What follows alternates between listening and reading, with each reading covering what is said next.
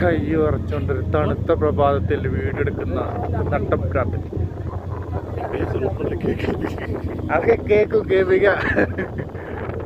ഒരു നട്ടപ്രാന്തിനെ കയറിയതാ കുന്നിൻ്റെ മുകളിൽ 2000 അടിയിൽ നിന്ന് കാണിക്കുന്നുണ്ട്.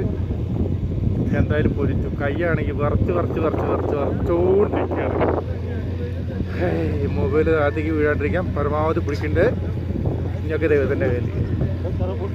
സൂര്യനെ കാണാൻ നോക്കണം.